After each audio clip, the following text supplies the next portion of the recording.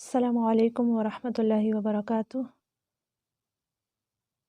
Rabbi इश्रह ली सदरी व यस्सिर ली अमरी वाहलुल उक़दतम मिन लिसानी यफ़क़हू क़ौली रब्बि ज़िदनी इल्मा अल्लाहुम्मा फ़क़्क़िहना फ़िद्दीन। आज हम अपने आखिरी टॉपिक को देखेंगे जो कि है वक़्फ़ का बयान। वक़्फ़ का लुग़वी माना है ठहरना, रुकना और इस्तिलाही माना है कलमा गैर मसूला के आखिर पर सांस और आवाज़ तोड़ कर ठहरना। ठीक है, तो वक़्फ़ की इक़साम देखेंगे। वक़्फ़ की 3 इक़साम है। एक होता है कैफ़ियत के एतबार से वक़्फ़, महल के एतबार से और कारी के एतबार से। तो हम इसको डिटेल के साथ देखेंगे कि इन तीनों में क्या फ़र्क है। तो कैफ़ियत के एतबार से जब हम वक़्फ़ करते हैं तो उसमें उसकी 5 इक़साम आती हैं। वक़्फ़ बिस्सुकून, वक़्फ़ बिल अस्कान, वक़्फ़ बिल अशमाम और वक़्फ़ बिल रोम, वक़्फ़ बिल अब्दाल। ठीक है, महल के एतबार से जब वक़्फ़ किया जाता है तो उसकी 4 इक़साम है, ताम, काफ़ी, हसन और कबीह। और कारी के एतबार से जब वक़्फ़ किया जाता है तो उसकी भी 4 इक़साम है, इख्तियारी, इस्तरारी, इख्तिबारी और इंतज़ारी। ठीक है, तो हम पहले नंबर पर देखते हैं वक़्फ़ कैफ़ियत के एतबार से। जैसे कि हमने देखा था इसकी 5 इक़साम में पहली किस्म क्या है, वक़्फ़ बिस्सुकून। इसका मतलब ये है कि कलमा का आखिरी हर्फ अगर पहले से साकिन हो तो वहाँ सांस और आवाज़ तोड़कर ठहरना। यानी इस जो लफ्ज़ है उससे ही उसकी डेफिनेशन पता चल रही है। वक़्फ़ बिस्सुकून, बिस्सुकून क्या है, साकिन। इससे मुराद है जिस हर्फ पर साकिन होता है, सुकून होता है, उसे हम साकिन कहते हैं। ठीक है, तो वक़्फ़ बिस्सुकून में आपने ज़हन में रखना है कि साकिन की बात हो रही है। कलमा का आखिरी हर्फ अगर पहले से साकिन हो तो वहाँ सांस और आवाज़ तोड़ कर ठहरना। जैसे अलम नशरह, तो नशरह पे अगर हम वक़्फ़ करते हैं तो यहाँ पे हा पहले से ही साकिन है। ठीक है, तो हमें इसमें कोई तब्दीली करने की हमें ज़रूरत पेश नहीं आई। बस हमने वहाँ पर सांस और आवाज़ तोड़कर हम रुक गए, अलम नशरह। ठीक है, वक़्फ़ बिल अस्कान से मुराद ये है कि कलमा का आखिरी हर्फ मुतहर्रिक हो, यानी उस पर कोई ना कोई हरकत होगी, हम खुद उसको साकिन करेंगे और उसके बाद वहाँ हम सांस और आवाज़ तोड़कर ठहरेंगे, यानी वक़्फ़ करेंगे। जैसे अर्रहीमी, तो अर्रहीमी में मीम के नीचे ज़ेर है, लेकिन जब हमने वक़्फ़ करना है तो हम क्या करेंगे, अर्रहीम। तो हमने यहाँ पे मीम की जो ज़ेर थी उसको सुकून में बदला और फिर हमने वक़्फ़ किया। ये वक़्फ़ जो है ये ज़बर ज़ेर पेश तीनों हरकत पर होता है। ठीक है, उसके बाद वक़्फ़ बिल अशमाम है। वक़्फ़ बिल इशमाम कलमा के आखिरी हर्फ को साकिन करके होंठों से ज़म्मा की तरफ इशारा करना।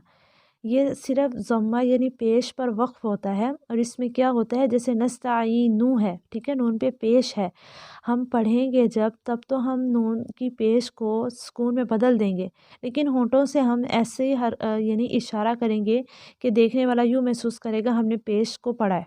तो इस वक़्फ़ को कहते हैं वक़्फ़ बिल अशमाम, नस्ताईन। अब आपको तो ऐसे ही लगा जैसे मैंने नून पे वक़्फ़ किया, लेकिन होंठों को मैंने थोड़ा-सा आगे कर दिया। जैसे हम पेश जब पढ़ते हैं तो हमारे होंठ थोड़े से आगे को होते हैं, जैसे नून पेश नू। ठीक है, तो इस तरह से वक़्फ़ बिल रोम है कि कलमे के आखिरी हर्फ की हरकत को आहिस्ता आवाज़ में पढ़ना कि करीब वाला ही सुन सके। जैसे अर्रहीमी, यानी मीम के नीचे हम ज़ेर को पढ़ेंगे लेकिन बहुत मामूली, कि दूर से जो सुनने वाले होंगे उनको ऐसे लगेगा हमने यहाँ पे सुकून किया है, यानी साकिन करके वक़्फ़ किया है। नस्ताईन, ठीक है, ये ज़बर और पेश दोनों पर होता है, यानी ज़ेर पे नहीं, ज़बर पे नहीं होता, ज़ेर और पेश दोनों पे होता है। वक़्फ़ बिल रोम ज़ेर और पेश पे होता है, वक़्फ़ बिल इशमाम सिर्फ़ पेश पे होता है। उसके बाद है वक़्फ़ बिल अब्दाल। कलमा के आखिरी हर्फ पर 2 ज़बर की तनवीन हो तो उसको अलिफ से बदलना, यानी 2 ज़बर होंगे जैसे माअन। तो जब हम वक़्फ़ करेंगे तो हम इसमें तब्दीली कर रहे हैं, तो अब्दाल में से आपने याद रखना है यहाँ पे तब्दीली होगी। माअन से जब हम वक़्फ़ करेंगे तो हम पढ़ देंगे माआ। ठीक है, 2 ज़बर को हमने एक अलिफ से बदल कर पढ़ा। या फिर इसका दूसरा इसमें क्या चीज़ आती है, वो है ताए मुदव्वरा, यानी गोल ता जो होती है उसे ताए मुदव्वरा कहते हैं। जब गोल ता होती है तो उसको भी हम तब्दील कर देते हैं हाय साकिना में। जैसे जन्नतुन हो तो हम उसे क्या पढ़ते हैं, जन्नह, यानी जो गोल ता होती है उसको हम हा में बदल देते हैं और साकिन कर देते हैं। ठीक है, तो जब ये दोनों वक़्फ़ होते हैं तो उसे वक़्फ़ बिल अब्दाल का नाम देते हैं। उसके बाद है वक़्फ़ महल के एतबार से। इसमें पहली किस्म है ताम, ऐसी जगह पर वक़्फ़ करना जहाँ माँ कबल का माँ बाद से लफ्ज़ी और मानवी ताल्लुक़ ना हो, ما قبل پہلے کو کہتے ہیں، ما بعد یعنی بعد کو، جس حرف کی ہم بات کر رہے ہیں، جیسے اولئک هم المفلحون۔ اب اس کا جو ہے یہ آیت یہاں پر مکمل ہو رہی ہے، ٹھیک ہے، اس کا ما قبل کا یعنی جہاں ما قبل کا ما بعد سے لفظی اور معنوی تعلق نہ ہو، یعنی مفلحون یہاں پر ختم ہو گیا، اگلی آیت کی اگر ہم بات کریں تو اس کے ساتھ اس کا کوئی تعلق نہیں ہے، تو یہاں پر اس کا حکم کیا آتا ہے کہ ہم ما بعد سے ابتدا کریں گے، مفلحون، یہاں رک جائیں گے، سانس توڑ دیں گے اور دوبارہ سے ہم آگے سے شروع کریں گے۔ کافی میں کیا آتا ہے، ایسی جگہ پر وقف کرنا جہاں ما قبل کا ما بعد سے صرف معنوی تعلق ہو۔ جیسے یہاں پہ دیکھیں وَمِمَّا رَزَقْنَاهُمْ يُنْفِقُونَ، اگر ہم یہاں وقف کرتے ہیں وَبِالْآخِرَةِ هُمْ يُوقِنُونَ، تو ہم پچھلی آیت کو ملائے بغیر آگے پڑھ سکتے ہیں، کیونکہ جہاں ما قبل کا ما بعد سے صرف معنوی تعلق ہو، ٹھیک ہے، اور اس سے معنی میں کوئی فرق نہیں آتا، تو پھر ہم ينفقون، حالانکہ یہ آیت کا درمیان ہے لیکن یہاں پر بات ایک لحاظ سے مکمل ہو رہی ہے، اگرچہ اس سے متعلقہ ہی آگے بات چل رہی ہے، لیکن اگر ہم یہاں پر رک جاتے ہیں تو بات کا مطلب چینج نہیں ہوتا، تو اگر ایسی آیت ہو تو ہم آگے سے شروع کر سکتے ہیں، ينفقون پہ وقف کر کے وَبِالْآخِرَةِ هُمْ يُوقِنُون سے ہم پڑھ سکتے ہیں، اور یہاں پہ آپ دیکھ رہے ہیں حکم کیا لکھا ہے کہ ما بعد سے ہم ابتدا کریں گے۔ تیسری قسم ہے حسن، ایسی جگہ پر وقف کرنا جہاں ما قبل کا ما بعد سے لفظی اور معنوی تعلق ہو اور وقف کرنے سے معنی خراب نہ ہوتا ہو، ٹھیک ہے، جیسے الحمدللہ رب العالمین، اب یہ آیت ہے تو اگر ہم الحمدللہ یہاں وقف کرتے ہیں اور پھر رب العالمین پڑھتے ہیں تو اس کا حکم یہ ہے کہ آیت کے درمیان میں اگر وقف ہو جیسے الحمدللہ تو ما قبل سے اعادہ کریں گے، یعنی اگر ہم الحمدللہ وقف کرتے ہیں، سانس لے لیتے ہیں، اچانک ہمیں سانس لینا پڑ گیا تو ہم رب العالمین سے نہیں شروع کریں گے بلکہ الحمدللہ ہی سے ہی شروع کر کے آگے جائیں گے، ٹھیک ہے۔ اور دوسرا اس کا آپشن انہوں نے یہ بتایا، اگر آیت کے اختتام پر وقف ہو یعنی الحمدللہ رب العالمین، اب یہاں پر اگر ہم نے وقف کیا ہے تو ہم ما بعد سے ابتدا کر سکتے ہیں، یعنی الرحمن الرحیم ہم پڑھ سکتے ہیں، پھر ہمیں ضروری نہیں ہے کہ ہم رب العالمین سے آگے چلیں، ٹھیک ہے۔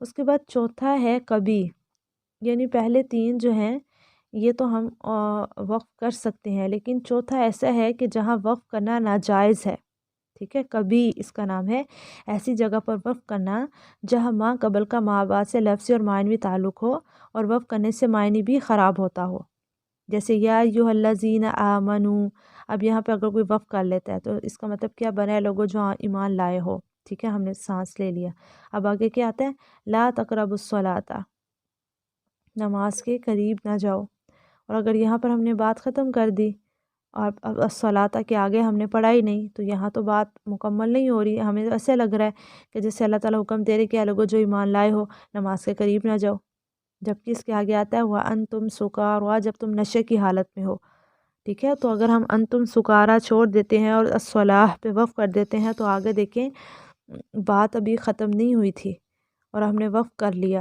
اور پھر ہم آگے سے اگر شروع کرتے ہیں تو اس طرح سے معنی خراب ہو جاتا ہے، تو ایسی اگر صورتحال ہوگی تو پھر ہم کیا کریں گے، ما قبل سے اعادہ کریں گے، یعنی دوبارہ سے ہم کم از کم آمنو سے ضرور پڑھ کر آگے جائیں گے تاکہ بات جو ہے وہ مکمل ہو جائے۔ تو مجھے امید ہے کہ آپ کو اب اس بات کی سمجھ آ گئی ہوگی کہ وقف جب ہم آیت کے درمیان کریں تو کن کن صورت میں ہمیں پیچھے سے پڑھنا پڑے گا اور کن صورت میں ہم وقف کر کے آگے سے پڑھ سکتے ہیں۔ اور چوتھی صورت ہے قاری کے پڑھنے کے اعتبار سے، یعنی پڑھنے والا جب پڑھ رہا ہے تو اس کی چار صورتحال ہے، اختیاری طور پر استراحت کی غرض سے علامات وقف پر ٹھہرنا، یعنی یہ جائز ہے، اس میں کوئی حرج نہیں ہے، علامات وقف پر ہم اختیاری طور پر اپنے ارادے سے ٹھہر سکتے ہیں جہاں پر ہمیں پتہ ہے کہ ٹھہرنا ہے، ٹھیک ہے۔ اس کے بعد ہے اضطراری حالت، جو مجبوری کی حالت میں کیا جائے وقف، یعنی کھانسی وغیرہ آ گئی، ایک دم سانس رک گیا تو مجبوری کی حالت میں ہم نے وقف کیا تو وہ کہلاتا ہے اضطراری۔ اختباری ہے امتحان کی غرض سے کسی ممتحن سے امتحان کی غرض سے ممتحن کسی جگہ پر روکتے، یعنی ٹیسٹ لینے والا جو ہے وہ اسٹوڈنٹ کو کہے کہ یہاں رک جاؤ اور بتاؤ یہاں پر کیا ہو رہا ہے، ٹھیک ہے، کون سا قاعدہ ہے یہاں کون سا رول ہے؟ اگر اس طرح سے کوئی روک کر پوچھتا ہے تو وہاں پر جو وقف کیا جائے گا اسے کہیں گے اختباری۔ اور چوتھا ہے انتظاری، کسی کلمہ پر ٹھہر کر اس کے تمام اختلافات قرات کو مکمل کرنا، یعنی جیسے قرآن جو ہے وہ 7 قراتوں میں پڑھا جا سکتا ہے، تو اس آیت پہ جو ہے وہ 7 قراتوں کو مکمل کر کے پھر آگے جانا، تو یہ کہلاتا ہے انتظاری۔ تو یہاں پر ہمارا وقف کا باب جو ہے وہ مکمل ہوا، اور ابھی اور بھی حالانکہ اس میں چیزیں موجود تھی، لیکن آپ لوگوں کا جوش و جذبہ دیکھ کے جو ہے نا وہ میرا جوش و جذبہ بھی ٹھنڈا پڑ گیا، تو میں نے کہا اتنا ہی کافی ہے۔